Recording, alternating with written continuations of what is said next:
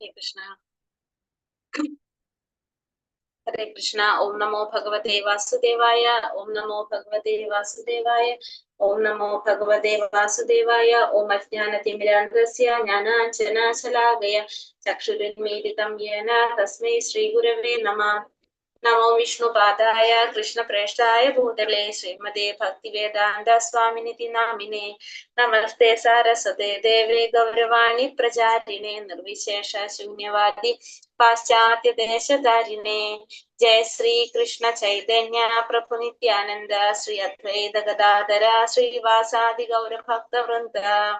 हरे कृष्ण कृष्ण कृष्ण हरे हरे, हरे राम राम राम हरे हरे। ഹരേ Krishna. Shri Shri Radha Govinda temple ISKCON മാംഗ്ലൂരിന്റെ ഈശോപനിഷത്ത് ക്ലാസ്സിലേക്ക് എല്ലാവർക്കും സ്വാഗതം. ഹരേ കൃഷ്ണ. എല്ലാവർക്കും ഹരേ കൃഷ്ണ. ഹരേ കൃഷ്ണ. എല്ലാവർക്കും പ്രണാമം. അപ്പൊ നമ്മളിന്ന് മന്ത്രം 7 അല്ലേ നമ്മൾ എടുക്കേണ്ടത്? ഹരേ കൃഷ്ണ. 7ാമത്തെ മന്ത്രം. അപ്പൊ നമ്മള് ഫസ്റ്റത്തെ മന്ത്രത്തിൽ എന്താ പറഞ്ഞത്? ധ്യാന മന്ത്രത്തിൽ പറഞ്ഞു ഭഗവാൻ എങ്ങനെയാണ്? പരിപൂർണനാണ്, സത്യവുമാണ് ഭഗവാൻ. അതുകൊണ്ട് തന്നെ ഭഗവാനിൽ നിന്ന് ഉത്ഭവിക്കുന്നതെല്ലാം എങ്ങനെയായിരിക്കും? പരിപൂർണമായിരിക്കും. എന്നാലും ഭഗവാൻ എങ്ങനെ തന്നെ നിലനിൽക്കും? സമ്പൂർണനായി തന്നെ നിലനിൽക്കും. ഒന്നാമത്തെ മന്ത്രത്തിൽ നമ്മൾ എന്താ കണ്ടത്? പ്രപഞ്ചത്തിലെ എല്ലാ ചരാചരങ്ങളും എല്ലാവരും ഭഗവാന്റെ ഉടമസ്ഥതയിലും നിയന്ത്രിക്കുന്നു. അതുകൊണ്ട് നമുക്ക് ഭഗവാൻ നീക്കിവെച്ച വസ്തുക്കൾ മാത്രം സ്വീകരിക്കുക, മറ്റുള്ളവരുടെ നമ്മൾ എന്ത് ചെയ്യുന്നത്? ആഗ്രഹിക്കാതിരിക്കുക എന്നുള്ളത് ഒന്നാമത്തെ മന്ത്രത്തിൽ പറഞ്ഞു. രണ്ടാമത്തെ മന്ത്രത്തിൽ എന്ത് പറഞ്ഞു? അങ്ങനെ ചെയ്യുന്നവർക്ക്, ഭഗവാൻ നീക്കിവെച്ചത് മാത്രം സ്വീകരിക്കുന്നവർക്ക് 100 കണക്കിന് വർഷം എന്ത് ചെയ്യാൻ സാധിക്കും? ജീവിക്കാനായിട്ട് സാധിക്കും. ഒരു തരത്തിലുള്ള കർമ്മബന്ധനത്തിലും എന്നുള്ളത് നമ്മൾ രണ്ടാമത്തെ മന്ത്രത്തിൽ കണ്ടു. മൂന്നാമത്തെ മന്ത്രത്തിൽ പറഞ്ഞു ആത്മസാക്ഷാത്കാരത്തിലേക്ക്, അതായത് ആത്മഹന്താവ് ആരായാലും ശരി, ആസ്തികം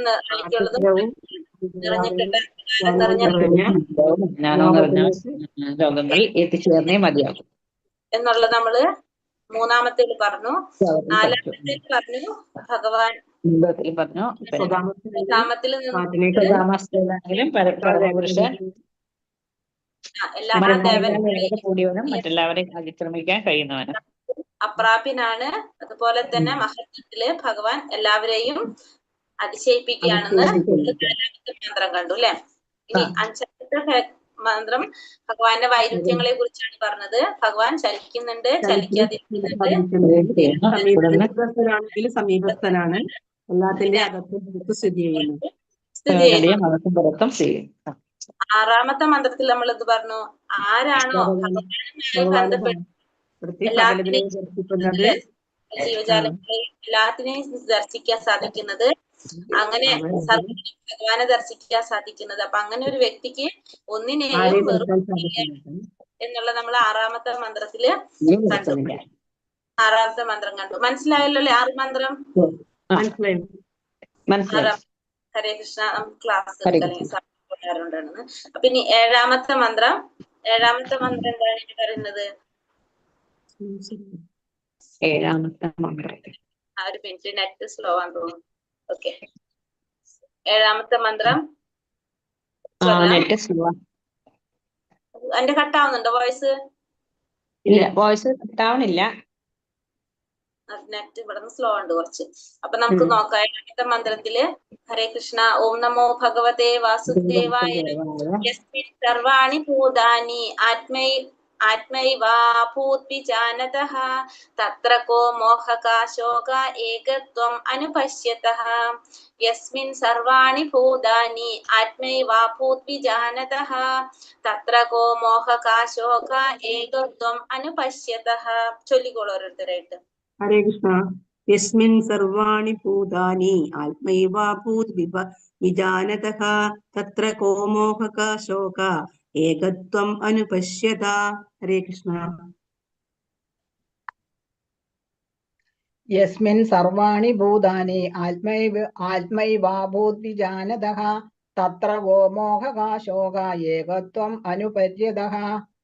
പശ്യതഃ.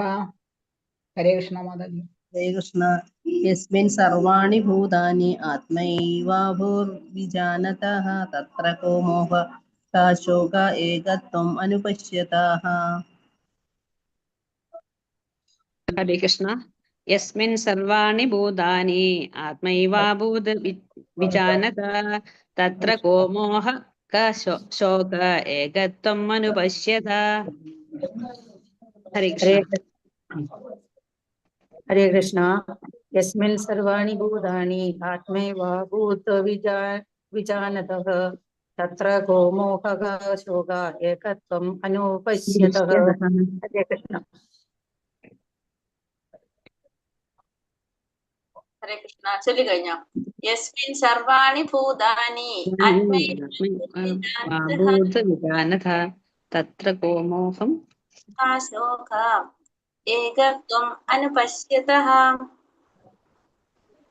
ഹരേ കൃഷ്ണ. യസ്മിൻ ആ അവസ്ഥയിൽ, സർവാണി മുഴുവൻ, ഭൂതാനി ചരാചരങ്ങൾ, ആത്മപ്രകാശം, ഏവ മാത്രം, അഭൂത് ഭാവത്തിൽ നിലനിൽക്കുക, വിജാനത അറിയുന്ന ഒരാളെ സംബന്ധിച്ച്, തത്ര അവിടെ, ക എന്ത്, മോഹ മായ, ക എന്ത്, ശോക ഉത്കണ്ഠ, ഏകത്വം ഗുണങ്ങളിലെ ഏകത്വം, അനുപശ്യതഃ ആധികാരിക വീക്ഷണം നടത്തുന്നവൻ.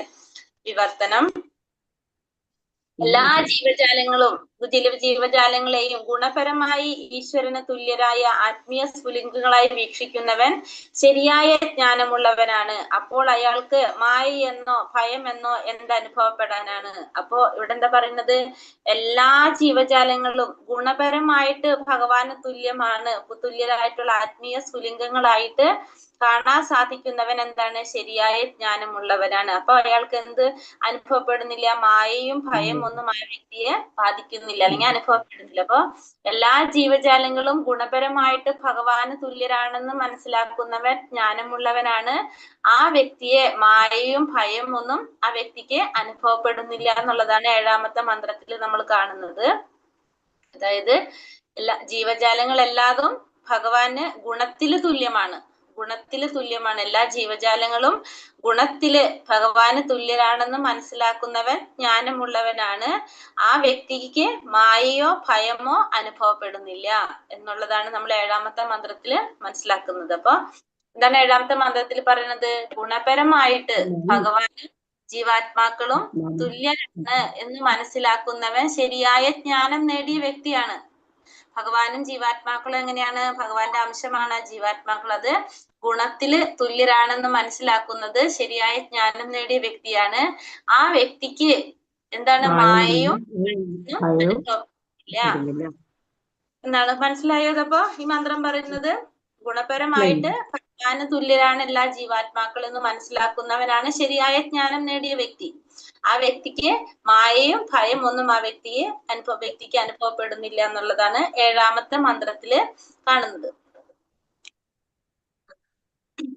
മധ്യമാധികാരിയും ഉത്തമാധികാരിയും ഒഴികെ മറ്റാർക്കും തന്നെ ഒരു ജീവന്റെ ആധ്യാത്മിക അവസ്ഥയെ ദർശിക്കാനായിട്ട് കഴിയില്ല. നമ്മൾ ഇന്നലെ ഉത്തമാധികാരി, മധ്യമാധികാരി, കനിഷ്ഠാധികാരി കണ്ടു അല്ലെ? അതില് മധ്യമാധികാരിക്കും ഉത്തമാധികാരിക്കും മാത്രമാണ് എന്ത് മനസ്സിലാക്കാൻ സാധിക്കുന്നത്? ഒരു ജീവന്റെ ആധ്യാത്മിക അവസ്ഥ, ആത്മാവിനെ കുറിച്ച് മനസ്സിലാക്കാൻ, ആധ്യാത്മിക അവസ്ഥയെ ദർശിക്കാനായിട്ട് സാധിക്കുന്നത് മധ്യമാധികാരിക്കും ഉത്തമാധികാരിക്കും മാത്രമായിരിക്കും. മഹാഭാഗവതനായ ഭക്തൻ സകല വസ്തുക്കളെയും ഭഗവാന്റെ ശക്തിവിശേഷങ്ങളായി ദർശിക്കുന്നത് കൊണ്ട് എല്ലാത്തിലും ഏകത്വം ദർശിക്കുന്നു. അപ്പോ ഒരു ഭക്തൻ എന്താണ്? എല്ലാതും ഭഗവാന്റെ ശക്തിവിശേഷങ്ങളായിട്ട് ദർശിക്കുന്നത് കൊണ്ട് തന്നെ എല്ലാത്തിലും ഏകത്വം ദർശിക്കാനായിട്ട് ആ ഭക്തന് സാധിക്കും. ആ പാരഗ്രാഫ് വായിച്ചോളൂ, ഭാവാർത്ഥത്തിന്റെ. ഹരേ കൃഷ്ണ. മുകളിൽ ചർച്ച ചെയ്യപ്പെട്ട മധ്യമാധികാരിയും ഉത്തമാധികാരിയും ഒഴികെ മറ്റാർക്കും തന്നെ ഒരു ജീവന്റെ ആധ്യാത്മിക അവസ്ഥയെ ദർശിക്കാൻ കഴിയുകയില്ല. തീപ്പൊരി ഗുണപരമായി അഗ്നി തന്നെ ആകുന്നത് പോലെ ജീവസത്തകൾ ഗുണപരമായി ഭഗവാന് തുല്യരാണ്. എങ്കിലും വലിപ്പം നോക്കുമ്പോൾ തീപ്പൊരി അഗ്നിയല്ല. കാരണം തീപ്പൊരിയിലെ പ്രകാശവും ചൂടും അഗ്നിയുടേതിനോട് തുല്യമല്ല.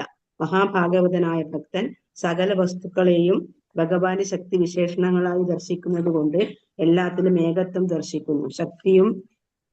ശക്തിമാനം വ്യത്യസ്തമല്ലാത്തത് കൊണ്ട് അവിടെ ഏകത്വ ബോധമുണ്ട്. അപഗ്രഥന ദൃഷ്ടിയിലൂടെ ചൂടും പ്രകാശവും അഗ്നിയിൽ നിന്ന് ഭിന്നമാണെങ്കിലും ചൂടും പ്രകാശവും മാറ്റി നിർത്തിയാൽ അഗ്നി എന്ന വാക്കിന് തന്നെ അർത്ഥമില്ലാതാകും. പക്ഷേ സംശ്ലേഷിക്കുമ്പോൾ പ്രകാശവും ചൂടും അഗ്നിയുമെല്ലാം ഒന്നു തന്നെ. ഹരേ കൃഷ്ണ. ഹരേ കൃഷ്ണ. അപ്പൊ നമുക്ക് അവിടെ എന്താ മനസ്സിലാക്കുന്നത്? ഭഗവാന്റെ അംശമാണ് എല്ലാതും അല്ലെ. നമ്മൾ പറഞ്ഞു ഗുണത്തില്, ഇവിടെ എന്താ പറഞ്ഞത്? ഗുണത്തില് തുല്യരാണ് ജീവാത്മാക്കള്, ഗുണത്തില് തുല്യരാണ്. അളവില് നോക്കുമ്പോ, വലിപ്പം നോക്കുമ്പോഴാണ് എന്ത് വ്യത്യാസം വരുന്നത്. നമുക്കൊരു ഉദാഹരണം ഇപ്പൊ നമ്മളിവിടെ കാണുന്നത് തീപ്പൊരി, തീപ്പൊരി അഗ്നി അല്ലെ. അപ്പൊ അഗ്നി എന്ന് തീപ്പൊരി എന്ന് വെച്ചിട്ടുണ്ടെങ്കിൽ അഗ്നിയല്ല, പക്ഷെ തീപ്പൊരിയിലെ പ്രകാശവും ചൂടും അഗ്നിയുടേതിന് തുല്യമല്ല എന്നാ പറയുന്നത്. കാരണം ഗുണപരമായിട്ട് അഗ്നി, തീപ്പൊരി ഗുണപരമായിട്ട് അഗ്നി തന്നെയാകും, അഗ്നിയാണ്. പക്ഷെ എന്താണത്? എന്തല്ല ശരിക്കും അത് അഗ്നിയല്ല.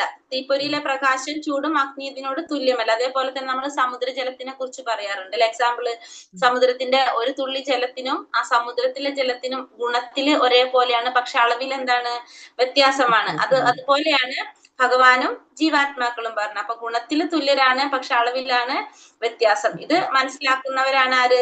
ആ ജ്ഞാനം, ശരിയായ ജ്ഞാനം നേടിയിട്ടുള്ളതെന്ന് പറയുന്നത്. ഇപ്പൊ ഭാഗവതനായിട്ടുള്ള ഭക്തന്മാർക്ക് ഈ ഭഗവാന്റെ ശക്തി വിശേഷങ്ങള് എല്ലാത്തിലും ദർശിക്കാനായിട്ട് സാധിക്കുന്നത് കൊണ്ട് തന്നെ എല്ലാത്തിലും എന്ത് സാധിക്കും കാണാനായിട്ട്? ഏകത്വം ദർശിക്കാനും സാധിക്കും.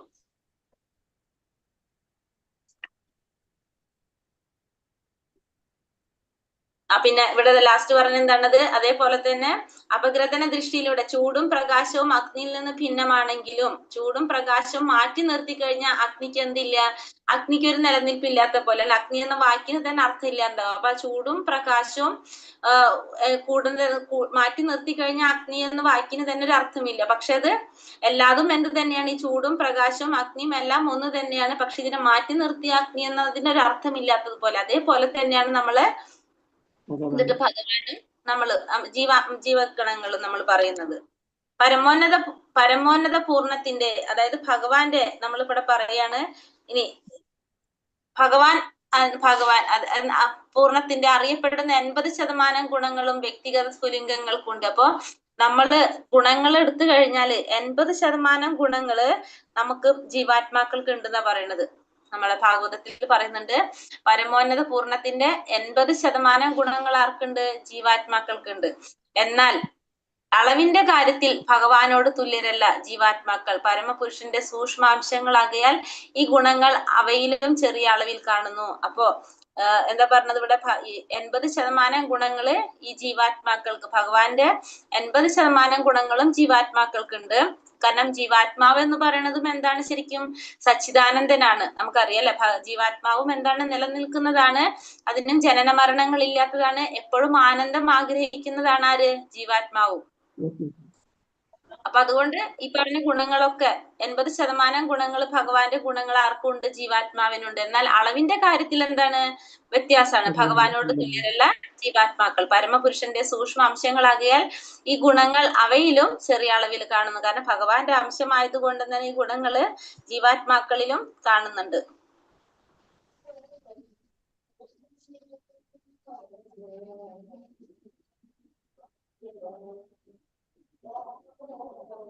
സമുദ്രത്തിലെ ഒരു തുള്ളി വെള്ളത്തിലെ ഉപ്പിന്റെ അളവിനെ മുഴുവൻ സമുദ്രത്തിൽ അടങ്ങിയിട്ടുള്ള ഉപ്പുമായി താരതമ്യം ചെയ്യാൻ കഴിയില്ല. രാസഘടനാപരമായി ഒരു തുള്ളി ജലത്തിലെ ഉപ്പിന് സമുദ്രത്തിൽ മുഴുവൻ അടങ്ങിയ ഉപ്പിന്റെ ഗുണങ്ങളുണ്ട്. ഇപ്പൊ നമ്മൾ പറഞ്ഞതല്ല, സമുദ്രത്തിലെ ജലമായിട്ട് താരതമ്യപ്പെടുത്തുകയാണെങ്കിൽ എങ്ങനെയാണ് പറഞ്ഞത്? ആ സമുദ്രത്തിലെ ജലത്തിലും ഉപ്പുരസം നമുക്കറിയാം. ഒരു തുള്ളി വെള്ളം എടുത്താലും അതിനും ആ ഉപ്പുരസം നമുക്ക് കാണാനായിട്ട് സാധിക്കും. അപ്പൊ അത് രാസഘടനാപരമായിട്ട് ഒരു തുള്ളി ജലത്തിലെ ഉപ്പിന് സമുദ്രത്തിൽ മുഴുവനായി അടങ്ങിയ ഉപ്പിന്റെ ആ വെള്ളത്തിന്റെ രണ്ടിന്റെയും രസം ഒന്ന് ടേസ്റ്റ് നമുക്ക് കിട്ടും. സെയിം അതേപോലെ തന്നെ. അപ്പൊ ഗുണപരമായിട്ട് രണ്ടും ഒരുപോലെയാണ്. പക്ഷെ അളവ് നോക്കുമ്പോ എങ്ങനെയാണ്? രണ്ടും വ്യത്യാസമുണ്ട് അല്ലെ? അത് തന്നെയാണ് ഇവിടെ നമ്മൾ പറയുന്നത്.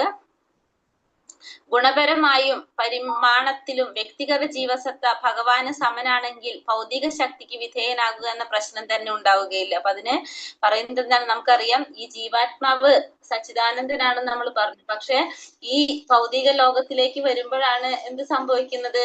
അത് ഈ ഭൗതിക പ്രകൃതിയുടെ ത്രിഗുണങ്ങളുടെ സ്വാധീനത്തിൽ പെട്ടിട്ട് ഭൗതിക ശക്തിക്ക് വിധേയനാകേണ്ടി വരുന്നത്.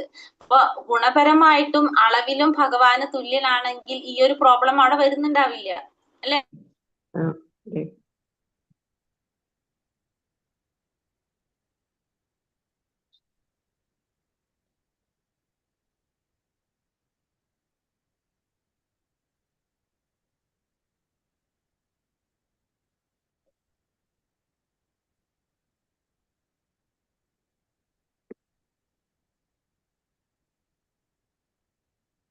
എല്ലാ ജീവാത്മാക്കളും നമ്മൾ പറഞ്ഞു ഭഗവാന്റെ തന്നെ അംശമാണ് എന്ന്.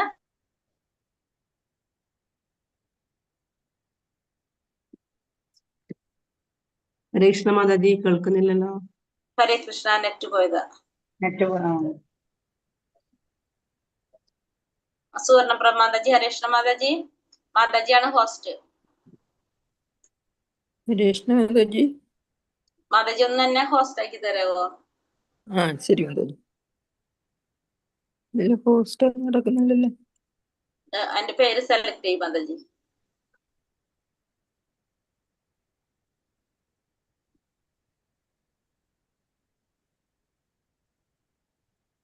ഹരേ കൃഷ്ണ മാതാജി. താങ്ക് യു മാതാജി. നെറ്റ് പ്രോബ്ലം ഉണ്ട് ഇവിടെ.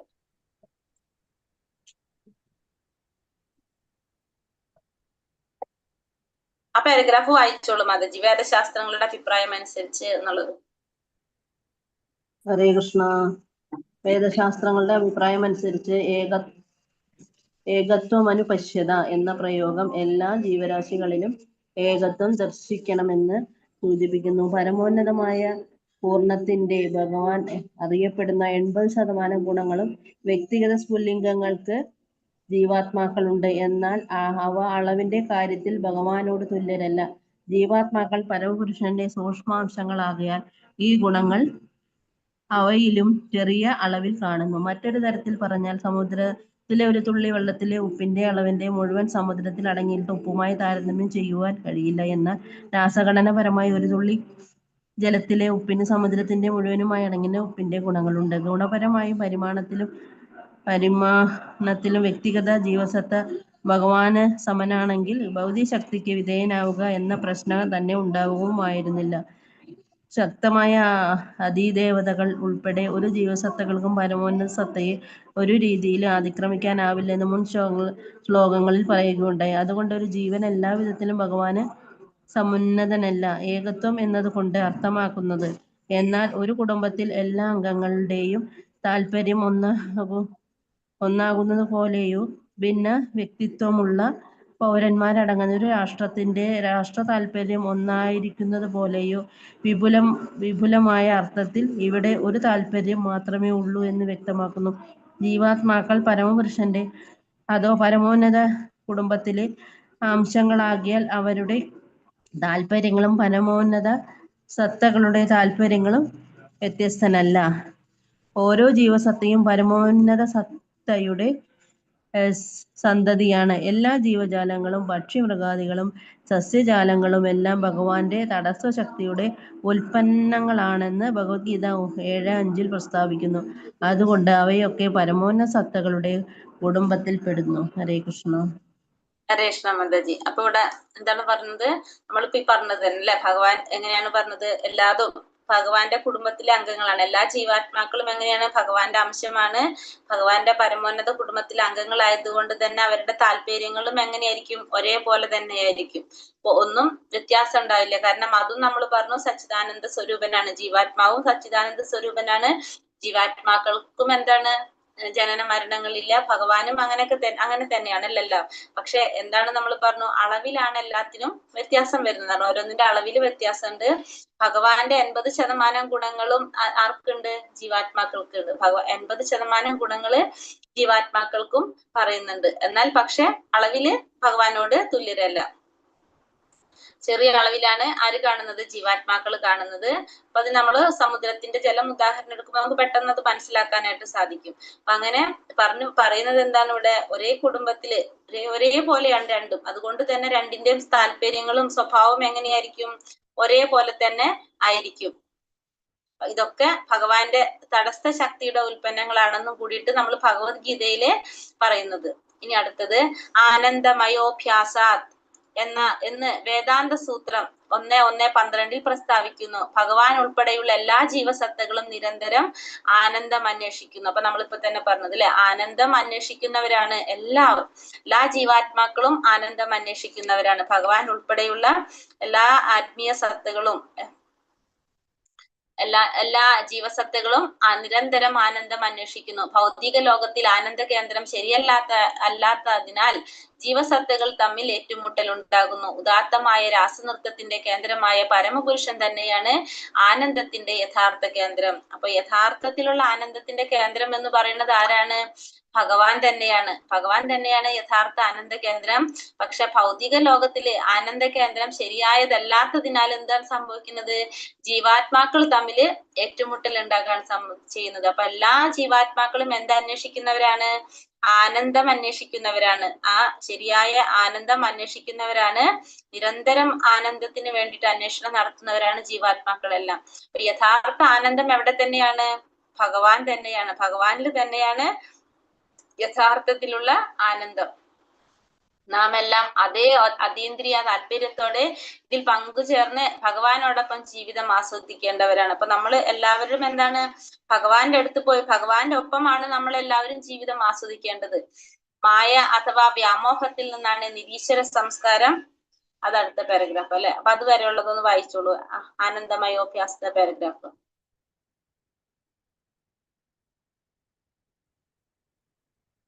ഹരേ കൃഷ്ണ, കേൾക്കുന്നില്ലേ? ഹരേ കൃഷ്ണ, വായിക്കട്ടെ മാതാജി? ഹരേ കൃഷ്ണ.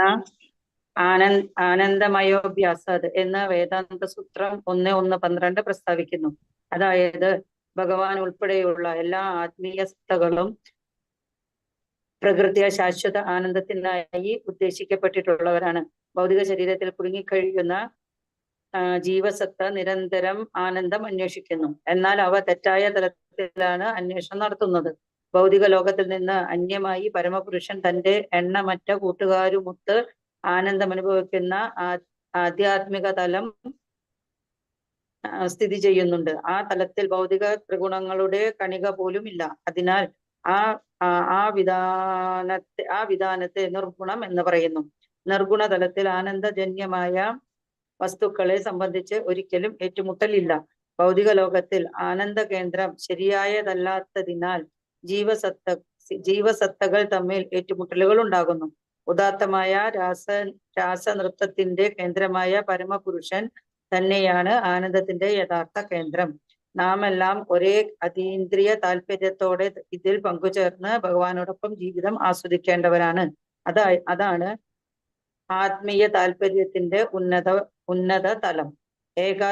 ഏകാത്മതയുടെ ഈ പരിപൂർണ രൂപം സാക്ഷാത്കരിക്കുന്നതോടെ മായയുടെയും വിലാപത്തിന്റെയും അവസ്ഥ ഇല്ലാതാവുന്നു. ഹരേ കൃഷ്ണ. കൃഷ്ണ മാതാജി. അപ്പൊ ഇവിടെ എന്താ പറഞ്ഞത്? ആനന്ദമയോഭ്യാസ എന്നല്ലേ. അതായത് വേദാന്ത സൂത്രത്തിൽ പറയാണ്. വേദാന്ത സൂത്രം എന്താ പറയുന്നത്? ഭഗവാൻ ഉൾപ്പെടെയുള്ള എല്ലാ ജീവാത്മാക്കളും എന്താഗ്രഹിക്കുന്നവരാണ്? എന്തന്വേഷിക്കുന്നവരാണ്? ആനന്ദത്തിനായിട്ട് ഉദ്ദേശിക്കപ്പെട്ടിട്ടുള്ളതാണ്. അപ്പൊ എല്ലാതും ആനന്ദം അന്വേഷിക്കുകയാണ്. ജീവാത്മാക്കളല്ലേ, ഭൗതിക ശരീരത്തിൽ കുടുങ്ങിക്കിടക്കുന്ന എല്ലാ ജീവാത്മാക്കളും ആനന്ദം അന്വേഷിക്കുന്നു. പക്ഷെ അവർക്ക് തെറ്റായ രീതിയിലാണ് അവരത് അന്വേഷണം നടത്തുന്നത്. അതുകൊണ്ട് അവിടെ ഒരു ഇടയ്ക്ക് എത്തുന്നില്ല, ഭഗവാനിലേക്ക് എത്തുന്നില്ല എന്നുള്ളതാണ്. അപ്പൊ ഈ എന്താ പറയാ നമ്മള് അപ്പൊ ആനന്ദമയോഭ്യാസാത് എന്ന് പറഞ്ഞാൽ അർത്ഥാക്കുന്നത് എന്താണ്? അവിടെ എല്ലാ ജീവാത്മാക്കളും എന്തന്വേഷിക്കുന്നവരാണ്? നിരന്തരം ആനന്ദം അന്വേഷിക്കുന്നവരാണ് ഇത് അർത്ഥാക്കുന്നത് അവിടെ. പക്ഷെ ഈ തലത്തില് ഭൗതിക ത്രിഗുണങ്ങളുടെ കണിക പോലും എവിടെ ഇല്ല? ആധ്യാത്മിക ലോകത്തിലില്ല. അവിടെ ആനന്ദം മാത്രമേ ഉള്ളൂ. പക്ഷെ ഭൗതിക ലോകത്തിലാണ് എന്ത് സംഭവിക്കുന്നത്?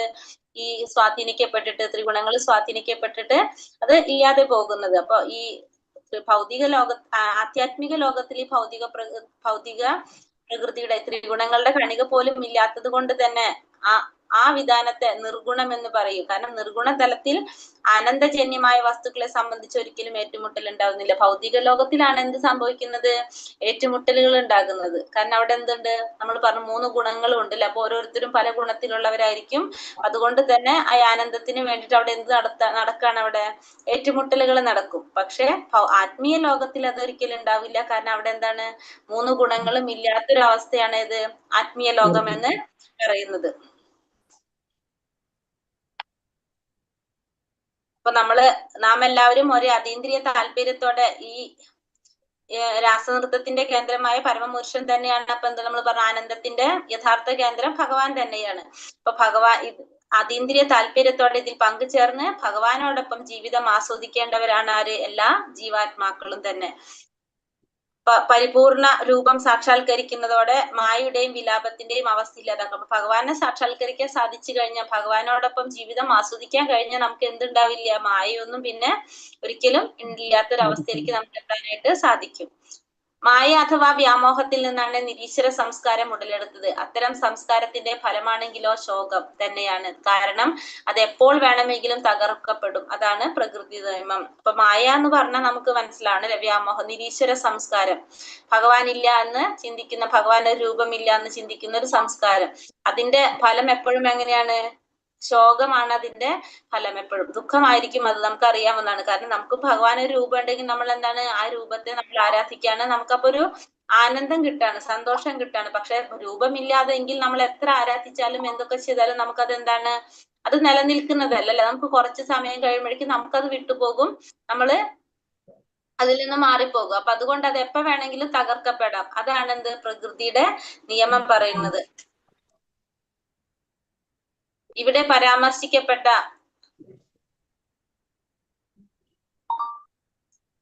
ആത്മഭൂതഹിതം, ഭഗവാന്റെ ഹിതം പ്രാവർത്തികമാക്കിയാൽ മാത്രമേ നമുക്ക് ദർശിക്കാനായിട്ട് സാധിക്കുന്നുള്ളൂ. അടുത്ത പാരഗ്രാഫാണ്. പാരഗ്രാഫാണ്. ഹരേ കൃഷ്ണ. ഇതിലൊന്നും മായയെ കുറിച്ച് മാത്രമല്ല പറഞ്ഞുള്ളൂ. അപ്പൊ അടുത്ത പാരഗ്രാഫ് വായിച്ചു. അടുത്തത് വായിക്കാം. പാരഗ്രാഫ്. ഇവിടെ പരാമർശിക്കപ്പെട്ട ആത്മഭൂതഹിതം, ഭഗവാന്റെ ഹിതം പ്രാവർത്തികമാക്കിയാൽ മാത്രമേ നമുക്ക് ദർശിക്കാൻ കഴിയുകയുള്ളൂ. ഈ മന്ത്രത്തിലെ ആത്മഭൂതഹിതവും ഭഗവത്ഗീതയിലെ 18:54 പരാമർശിക്കപ്പെടുന്ന ബ്രഹ്മഭൂതഹിതവും ഒന്ന് തന്നെ. പരമോന്നതനായ ആത്മാവ് അഥവാ പരമാത്മാവ് പരമപുരുഷൻ തന്നെയാണ്. ഈ അതീന്ദ്രിയാവസ്ഥയെ കുറിച്ച് അറിവുള്ളവനായ ഒരു വ്യക്തി തൽക്ഷണം പരമോന്നത സത്തയായ ശ്രീകൃഷ്ണനെ ശരണം പ്രാപിക്കുന്നു. ഹരേ കൃഷ്ണ. ആ പാരഗ്രാഫ് വായിച്ചോളൂ. നമ്മുടെ സകല പ്രവർത്തനങ്ങളുടെയും ഫലം.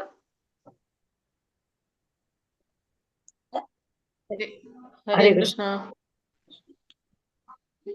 മാതാജി വായിച്ചു. മാതാജി. ഹരേ കൃഷ്ണ. വായിക്കട്ടെ. ആരും വായിക്കണില്ലെങ്കിൽ വായിക്കാം. വായിക്കട്ടെ. ഹരേ കൃഷ്ണ. നമ്മുടെ സകല പ്രവർത്തനങ്ങളുടെയും ഫലം പ്രഭുവിന്റെ താല്പര്യങ്ങൾ സാക്ഷാത്കരിക്കുന്നതിനായി ഉപയോഗിക്കപ്പെടണം, മറ്റൊന്നിനും ആകരുത്. ഇവിടെ പരാമർശിക്കപ്പെട്ട ആത്മഭൂതഹിതം, ഭഗവാന്റെ ഹിതം പ്രാവർത്തികമാക്കിയാൽ മാത്രമേ നമുക്ക് ദർശിക്കാൻ കഴിയുകയുള്ളൂ.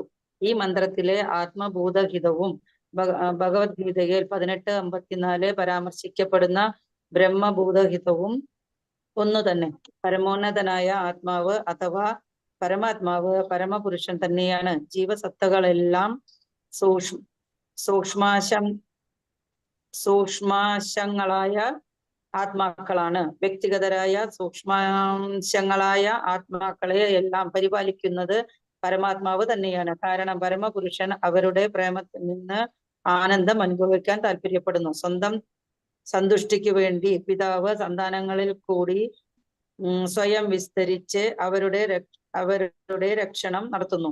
അച്ഛന്റെ ആഗ്രഹങ്ങൾ മക്കൾ അനുസരിക്കുക പക്ഷം കുടുംബകാര്യങ്ങൾ ഏകാത്മതയോടെ സന്തോഷകരമായ അന്തരീക്ഷത്തിൽ രമ്യമായി നടക്കുന്നു. ഇതേ അവസ്ഥ തന്നെയാണ് പരബ്രഹ്മത്തിന്റെയും നിരപേക്ഷ കുടുംബത്തിൽ അതീന്ദ്രിയമായി തയ്യാറാക്കിയിരിക്കുന്നത്. ഹരേ കൃഷ്ണ. ഹരേ കൃഷ്ണ മാതാജി. അപ്പൊ ഇവിടെ എന്താ പറഞ്ഞത്? ബ്രഹ്മഭൂതഹി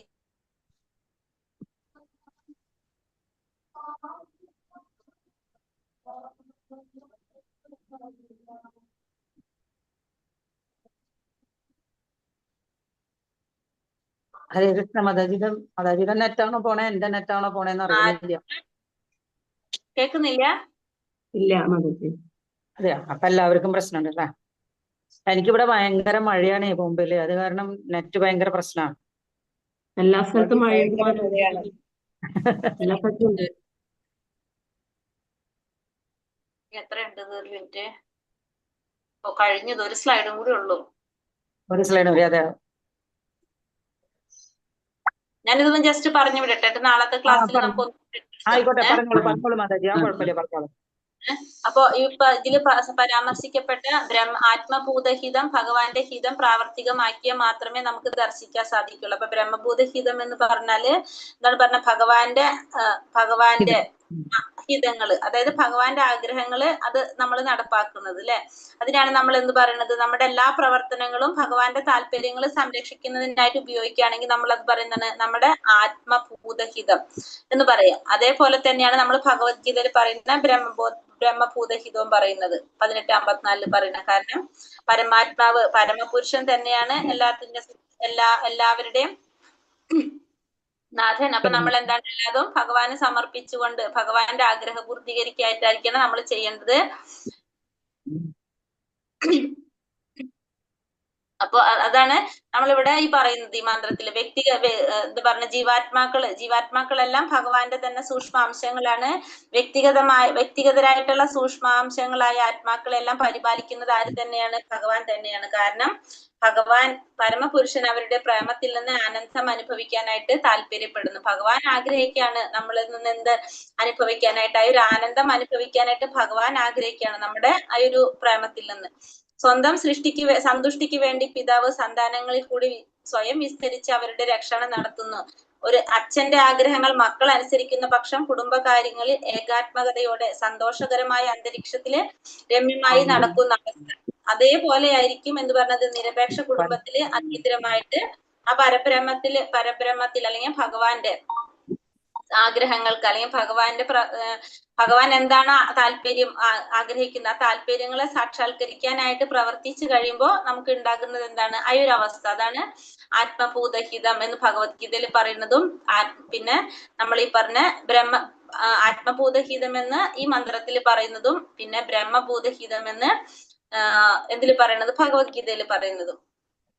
വ്യക്തിഗത അതീന്ദ്രിയ അവസ്ഥയെ കുറിച്ച് അറിവുള്ളവനായ ഒരു വ്യക്തി തൽക്ഷണം പരമോന്നത സത്തയായ ശ്രീകൃഷ്ണനെ ശരണം പ്രാപിക്കുന്നു.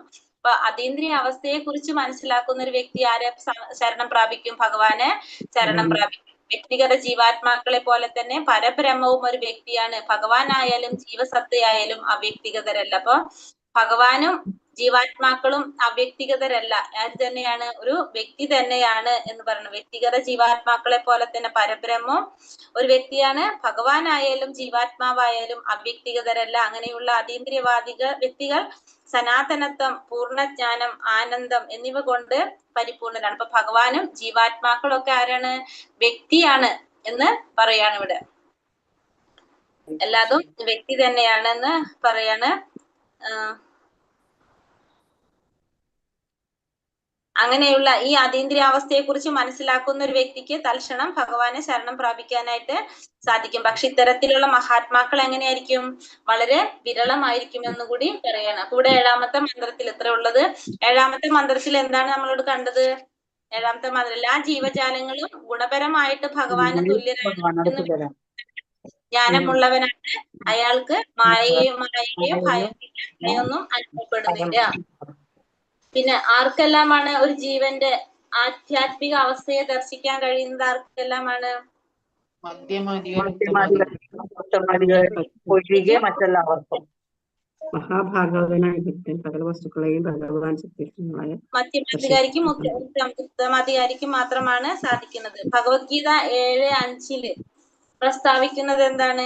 7ാമത്തെ അധ്യായം 5ാമത്തെ ശ്ലോകത്തിൽ ഭഗവത്ഗീതയിൽ എന്താ പറയുന്നത്? എല്ലാ ജീവജാലങ്ങളും പക്ഷിമൃഗാദികളും സസ്യജാലങ്ങളും എല്ലാം ഭഗവാൻ തടത്ത ശക്തിയുടെ ഉൽപ്പന്നങ്ങളാണെന്നാണ് ഇതിൽ പറഞ്ഞ 7ാമത്തെ അധ്യായം 5ാം ശ്ലോകത്തിൽ പറയുന്നത്. പിന്നെ വേദാന്ത സൂത്രം 1:12 ആനന്ദമയോഭ്യാസത്വം എന്ന് പറയുന്നത് എന്താണ്? ഭഗവാൻ ഉൾപ്പെടെയുള്ള എല്ലാ ശാശ്വത ആനന്ദത്തിനായി ഉദ്ദേശിക്കപ്പെട്ടിട്ടുള്ളവരാണ് ഉള്ളതാണ്. അതാണ് അതിൽ പറയുന്നത്. ഹരേ കൃഷ്ണ. ഇത് നാളെ നമുക്ക് ജസ്റ്റ്